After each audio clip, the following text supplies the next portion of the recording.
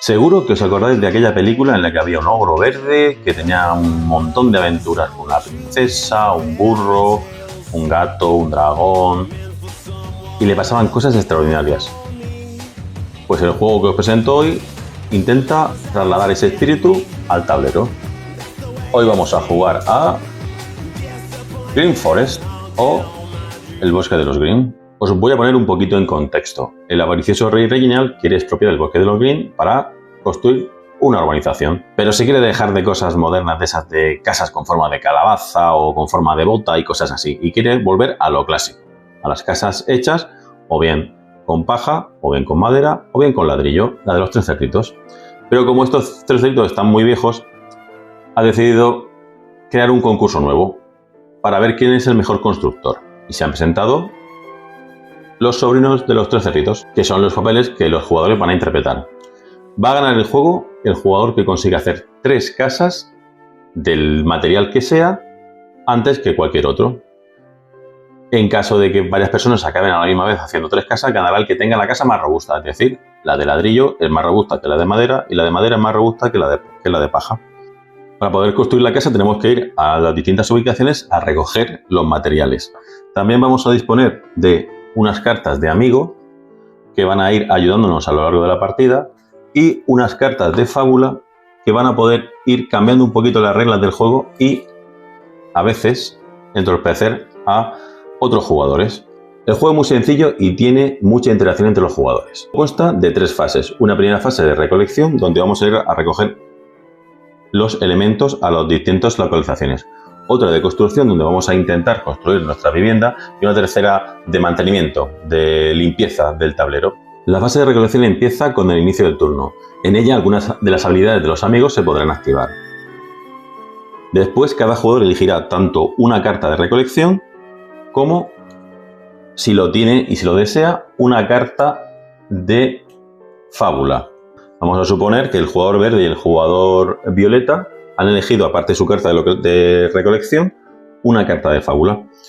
Después se revelan todas las cartas de fábula y se van a ir resolviendo por orden del sentido del jugador inicial, que es el que tiene el marcador de este librito con su pedestal. Hay cartas de fábula de varios tipos. Hay algunas cartas de monstruo, que son las que tienen el símbolo del ojito. Otras cartas son de localización, que tienen el simbolito de una torcita, que se colocan en una de las localizaciones y también cambian un poco las reglas. Otras cartas son que se juegan en este turno, pero se resuelven su efecto en el turno siguiente.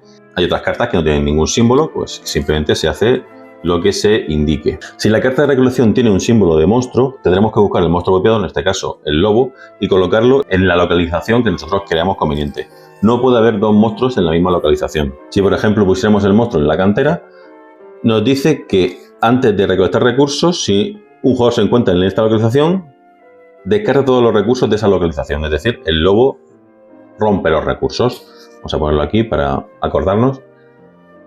Y esta carta indica que al revés se elige un jugador y mira su carta de recolección boca abajo. Si quieres puedes cambiar tu carta de recolección.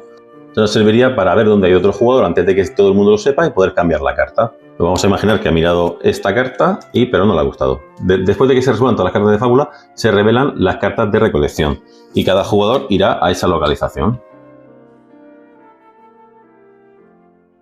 Después se resolverán las cartas que indiquen antes de recolectar recursos y se recolectarán los recursos. ¿Cómo se recolectan los recursos? Si un jugador se encuentra solo en una ubicación, recogerá todos los recursos de esa localización y los pondrá en su tablero de jugador. No hay máximo al número de recursos que se pueden almacenar. Pero si hay varios jugadores en la misma localización, se repartirán a partes iguales, siempre redondeando hacia abajo los recursos. Por tanto, el jugador violeta recogerá 2 recursos y el jugador amarillo recogerá otros 2 recursos, dejando un recurso ahí para el próximo turno. El jugador verde pues recogería sus 3 recursos. ¿Qué más cosas pueden pasar aquí? Pues dependiendo de las cartas de fábula, una gran cantidad de acciones distintas. Si algún jugador hubiera ido a la localización del lobo, esta piedra se hubiera perdido antes de recolectarla. Pero como no ha habido ninguno, pues se queda ahí la piedra. ¿Qué más acciones hay? Pues podría haber sido una ubicación. Cuando se juega una carta de ubicación, lo indica en la propia carta y dice que al revelarse se juega esta carta en una localización. Y dice que al final de la fase de recolección todos los jugadores que no se encuentren en esta localización deberán descartarse de un recurso de selección. Es decir, el hecho de no ir a la boda real hace que pierdas un poquito de recursos. Y esta carta se descarta si no hay jugadores en esta localización. Es decir, en el momento en el que en algún turno alguien no ponga en esta carta, se perderá. Y esta carta se va a mantener aquí hasta que ocurra el evento. Al final de la fase de recolección, los monstruos vuelven a su casita. La siguiente fase es la fase de construcción, donde podemos hacer dos acciones. ¿Entre qué acciones podemos elegir? Podemos elegir entre robar una carta de fábula, que ya habéis visto que se utilizan durante los turnos siguientes. Tampoco hay máximo al número de cartas de fábula que podemos obtener. También podemos obtener un recurso de la reserva, ya el que queramos, ya puede ser madera, ya puede ser paja o ya puede ser ladrillo. Hacer una acción especial. Hay algunos amigos que tienen una acción especial y esa acción especial nos cuesta una de las dos acciones. Solo podemos hacer una acción especial por amigo y por turno, es decir, no podemos hacer dos veces con las dos acciones la acción especial. Y la cuarta acción que podemos hacer es construir, que para eso hemos venido. Estamos en un concurso de ver quién construye mejor, pues podemos construir. Para construir tendremos que gastar los recursos que previamente hemos conseguido, ya sea en este turno o en un turno anterior. Con cada acción podemos construir una parte de la casa. Siempre se va a empezar construyendo por los cimientos.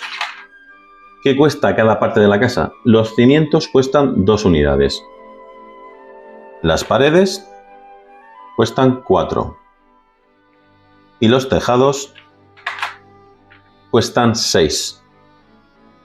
Cada acción de construcción solo nos permite construir una parte. No podemos construir casas mezcladas de distintos materiales.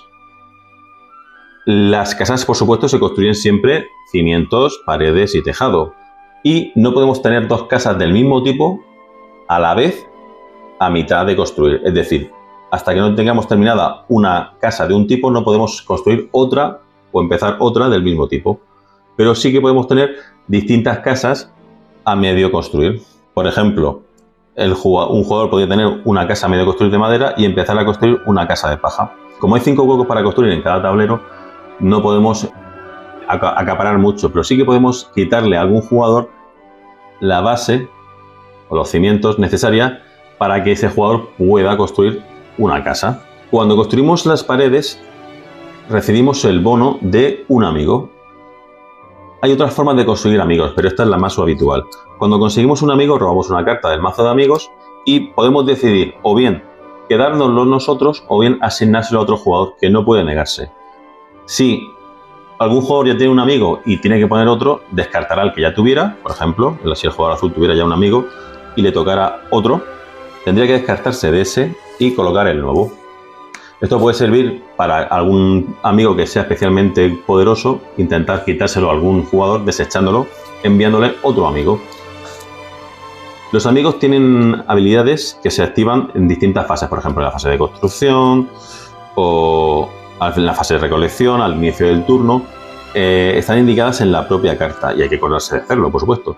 Algunos tienen habilidades que son para descartarlas, es decir, que se activan o hacen algo especial cuando decides descartar esa carta. Cuando alguien termina de construir una casa y es el primero en construir una casa de ese tipo, por ejemplo, si algún jugador hubiera terminado de construir la casa de madera, recibirá inmediatamente la recompensa por ser el primer constructor. Esta te permite o bien robar inmediatamente una carta de amigo, o bien robar 2 cartas de fábula, o bien coger un recurso de cada uno de los 3 tipos. Es decir, acelerando. Esta recompensa se queda con el jugador y ya no, aunque esta casa se rompa o se pierda, porque hay formas de perder esas casas, ya no volverá a ser repartida. Una vez terminado esto, habrá una fase de limpieza donde volverán los cerditos a sus localizaciones, recogerán las cartas, asegurándonos de que tenemos todas las 4 cartas, y se repondrán los recursos de todos los sitios. Si algún recurso no se hubiera recogido totalmente, pues no pasa nada y se va acumulando, haciendo más interesante esa localización. Por último, decir que hay un montón de monstruos distintos y de cartas de fábula un poquito sobreproducidas porque su única función es ser colocadas en una localización y actuar durante un turno. Bueno, como habéis visto, son juegos súper sencillos y que para enganchar a los más pequeños es divertidísimo. Pero tiene mucha interacción entre los jugadores, de verdad, una interacción brutal y hace que las partidas sean muy divertidas porque el efecto de que todo el mundo vaya por ti cuando vas ganando es terrible. Empiezan a lloverte cartas de fábula de todos los colores, monstruos de todas las clases y acaba siendo muy divertido. Sencillo, rápido, hay una variante para 2 jugadores donde se utiliza un dado para simular un tercer jugador que va quitando recursos, pero el juego es súper sencillo y divertido a más no poder. Y rápido. Bueno, espero que os haya gustado esta pequeña reseña. He cambiado un poquito las reseñas duras y difíciles de otras veces, pero no os preocupéis que volveremos a las andadas. Si os ha gustado el vídeo, ya sabéis, podéis suscribiros a mi canal y tendréis un montón de vídeos sobre juegos. Espero que lo hayáis pasado tan bien como yo y adiós.